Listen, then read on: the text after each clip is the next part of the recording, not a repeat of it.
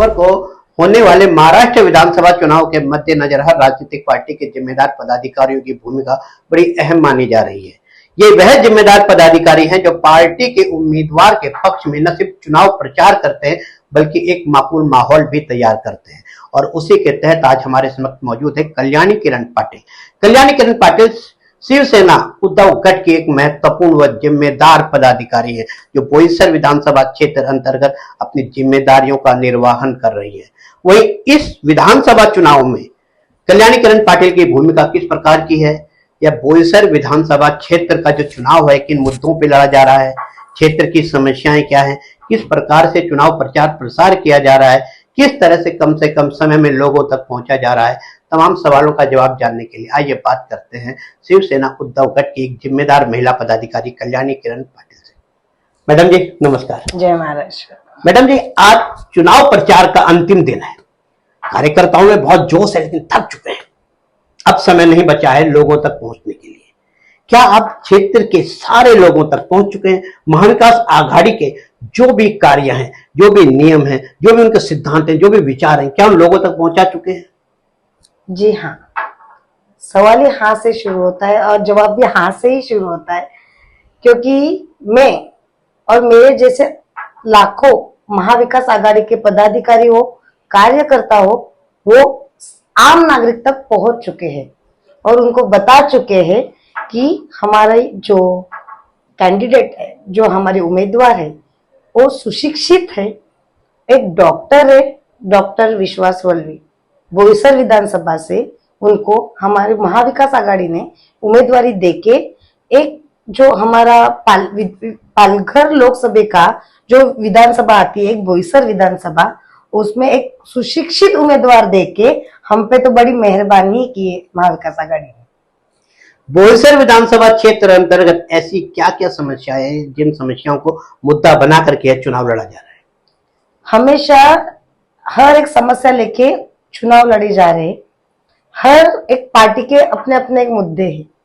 मैं हमारे महाविकास आघाड़ी के जो शिवसेना उद्धव बालासाहेब ठाकरे के जो उम्मीदवार है, हम एक नहीं, हमारे लाखों समस्या है, उसमें से हमने जो गिन चुने बोल रहे हैं कि हमको ये प्रगति पथ पे करनी है, अभी हमको चाहिए ही चाहिए, जो लोगों ने किया नहीं है वो हमके करना है। ऐसा नहीं है कि ये समस्या आज ही कल में ही आई है, 35 साल से वो समस्या है। तो लोग जो बोल रहे कि 35 साल में कैसा था विधानसभा और कैसा हो गया, ये विकास है, तो नहीं, ये विकास नहीं है। विकास हमको हमारे बच्चों में दिखना चाहिए, विकास हमारे आम नागरिकों में दिखना चाहिए। आप जिस रास्ते से आते हो, ना रास्ते है, ना गटारे है, ना हर एक चीज का हमको अभाव दिख रहा है। जो विकास बोला जा रहा है, तो मेरा सवाल होगा विरोधी से कि विकास किस बात का हुआ है? महायुति लाड़की बहन योजना पर ज्यादा फोकस कर रही है इन चुनाव में, आप क्या कहना चाहोगे? क्या महायुति को लाड़की बहन योजना का लाभ मिल पाएगा? बिल्कुल नहीं, क्योंकि आज की जनता, आम नागरिक, वो समझदार है कि उनका ही पैसा उनको दिया जा रहा है और उसको नाम लाडली बहन योजना दिया है। तो क्या मेरा भाई लाडला नहीं है, मेरी माँ लाडली नहीं है, या मेरे बच्चे लाडले नहीं है? तो लाडली बहन योजना जो मेरा ही पैसा, मेरा टैक्स का पैसा, जो मैं मेरी कमाई से टैक्स भरती हूँ, उसका ही पैसा और मुझे ही दिया जा रहा है, मेरी बहन को दिया जा रहा है, तो गलत है ना। तो ये लोग समझते हैं कि ये सब चुनावी जुमले हैं और ये जुमले चलते रहेंगे। जैसे 15 लाख पे शुरू हुआ सफर आज 1500 रुपए पे आके थमा है, उससे निंदा करने वाली चीज कौन सी होगी? बोईसर विधानसभा क्षेत्र अंतर्गत अधिकांश क्षेत्र है वह स्लम क्षेत्र है और उसमें उत्तर भारतीय और मुस्लिम संप्रदाय के लोगों की बहुत संख्या है और अधिकाधिक संख्या होने के बावजूद उत्तर भारतीय और मुस्लिम कम्युनिटीज के लोग इस विधानसभा क्षेत्र में अपनी निर्णायक भूमिका निभाते हैं।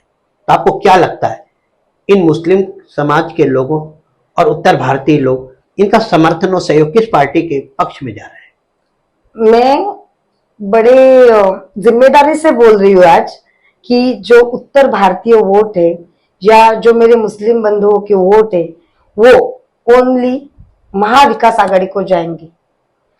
आज आप देख रहे होगे महाविकास आघाड़ी में घटक पक्ष है, जैसे कांग्रेस हुआ, समाजवादी हुआ, जैसे राष्ट्रवादी शरद चंद्र जी पवार जी का गठ हुआ, और हमारी लाडली शिवसेना उद्धव बाला साहेब ठाकरे जी, जो इन्होंने लोगों को अपने काम से, अपने व्यवहार से और अपने मतों से, मत मतलब वोट नहीं, मत मतलब मेरी जो सोच है उससे लोगों को ये दिखाया है कि धर्म में बंटवारा नहीं करेंगे, वो हिंदू है, मुस्लिम है, सिख है, ईसाई है, उसमें बंटवारा नहीं करना है। ये सब हम ही हैं। जब लोग वोट मांगने जाएंगे, अभी बहुत सारे आपने स्टेटमेंट देखे होंगे कि मुस्लिम समाज के खिलाफ है या किसी की समाज के खिलाफ है, तो वो गलत है। क्योंकि जब हम वोट मांगने जाएंगे तो हमको मुस्लिम का वोट भी चाहिए और हमको हिंदू का वोट भी चाहिए। तो आप लोगों को क्यों बांट रहे हो वोट के नाम से? आपने तो बहुत बड़े बड़े नेताओं के स्टेटमेंट देखे होंगे, मुझे उस पर नहीं जाना है, पर आपको ये बात समझ में आनी चाहिए कि लोगों को बांटने का काम चल रहा है और ये महाविकास आघाड़ी होने नहीं देगी। बोईसर विधानसभा क्षेत्र अंतर्गत महायुति के उम्मीदवार भी जीत का दावा कर रहे हैं, बहुजन विकास आघाड़ी के उम्मीदवार भी जीत का दावा कर रहे हैं, ऐसे ही महाविकास आघाड़ी के उम्मीदवार भी जीत का दावा कर रहे हैं। वास्तविकता क्या है? जीत के प्रति कितना सुनिश्चित हो? मैं 100% सुनिश्चित हूँ कि मेरा महाविकास आघाड़ी का उम्मीदवार जो एक सुशिक्षित उम्मीदवार है डॉक्टर विश्वास वल्ली, उनकी जीत पक्की है। पक्की इसलिए है क्योंकि जिनके हाथ में हमने इससे पहले बोईसर विधानसभा दी हुई थी, उन्होंने हमारे लिए कुछ नहीं किया है। इलेक्शन चालू है, प्रचार चालू है, और ऊपर से आप आके 2-4 पत्थर डाल के रोड बनाने का और गटर बनाने का जो ढोंग कर रहे हो ना, वो गलत है। आचार संहिता चालू है, लोगों एक इलेक्शन कमीशन ने इस पे गौर करना चाहिए कि ये टाइम पे आप कौन सा रोड रास्ते गटार बना रहे हो, वो गलत है। मैं चाहती हूँ मेरे नागरिकों के लिए सुविधा बने, पर मेरे नागरिकों को लुभाने के लिए, मेरे नागरिकों को एक झूठा जुमला देने के लिए आप जो रास्ते पे पत्थर डाल रहे हो वो गलत है, वो भी इलेक्शन के टाइम पे, वो गलत है।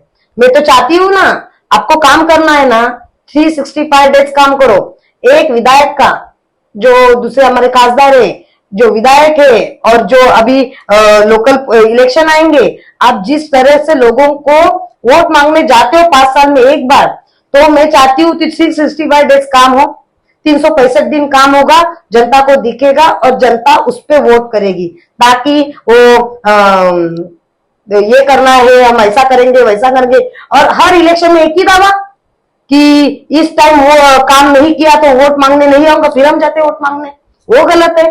तो मैं चाहती हूँ हमारी जो नागरिक है, आम नागरिक है, हमारी जनता है, वो बहुत सुलझी हुई है, वो सोच समझ के वोट करेगी और वो वोट महाविकास आघाड़ी को होगा, वो वोट मेरी मशाल को होगा और जीत डॉक्टर विश्वास वल्ली की। बोईसर विधानसभा क्षेत्र अंतर्गत आने वाला जो तमाम स्लम क्षेत्र है, जो महानगर पालिका के अंतर्गत आता है, वहां पर कई प्रकार की असुविधाएं हैं, जिसके चलते स्लम क्षेत्र में रहने वाले तमाम लोग असुविधाओं से पीड़ित है। कई प्रकार की समस्याओं का सामना उन्हें सारे साल भर करना पड़ता है। उस विषय में क्या कहना चाहोगे? अभी आप देख रहे होंगे महानगर पालिका होके सालों बीत गए, इससे अच्छा तो हम ग्राम पंचायत और जिला परिषद में खुश थे कि सुविधा तो मिल रही थी।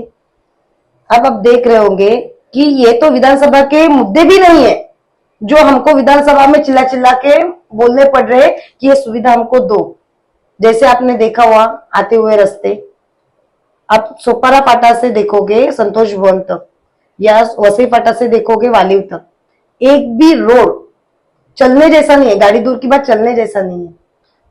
बारिश के दिनों में आप देख रहे होंगे कि पूरा पानी लोगों के घर में घुसता है, और जब एक मैं नाम नहीं लेके बोलूंगी, पर मैं ये जरूर बोलूंगी कि उनको लोग पूछते जाते हैं कि मेरे घर में पानी आया, मेरा ऐसी तफरी के, तो लोग उनको जवाब दे रहे हैं कि मुझे पूछ के घर लिया था कि तुमने, तो वो गलत है कि आपको लोग चुन के दे रहे हैं तो आप लोगों के काम करो।